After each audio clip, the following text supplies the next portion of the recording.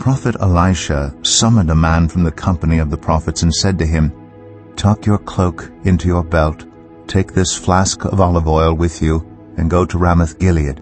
When you get there, look for Jehu, son of Jehoshaphat, the son of Nimshi. Go to him, get him away from his companions, and take him into an inner room. Then take the flask and pour the oil on his head and declare, 'This is what the Lord says, I anoint you king over Israel.' Then open the door and run, don't delay." So the young prophet went to Ramoth-Gilead. When he arrived, he found the army officers sitting together. "I have a message for you, Commander," he said. "For which of us?" asked Jehu. "For you, Commander," he replied. Jehu got up and went into the house. Then the prophet poured the oil on Jehu's head and declared, "This is what the Lord, the God of Israel, says.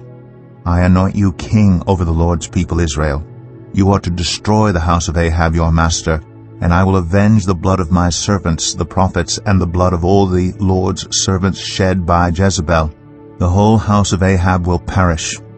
I will cut off from Ahab every last male in Israel, slave or free. I will make the house of Ahab like the house of Jeroboam, son of Nebat, and like the house of Baasha, son of Ahijah. As for Jezebel, dogs will devour her on the plot of ground at Jezreel, and no one will bury her." Then he opened the door and ran. Then Jehu went to Jezreel.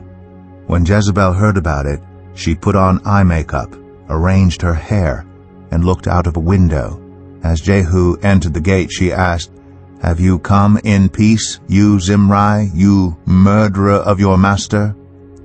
He looked up at the window and called out, "Who is on my side? Who?" 2 or 3 eunuchs looked down at him. "Throw her down," Jehu said. So they threw her down, and some of her blood splattered the wall and the horses as they trampled her underfoot. Jehu went in and ate and drank. "Take care of that cursed woman," he said, "and bury her, for she was a king's daughter." But when they went out to bury her, they found nothing except her skull, her feet, and her hands.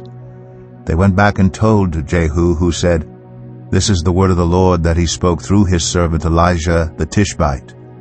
On the plot of ground at Jezreel, dogs will devour Jezebel's flesh. Jezebel's body will be like dung on the ground in the plot at Jezreel, so that no one will be able to say, 'This is Jezebel.'"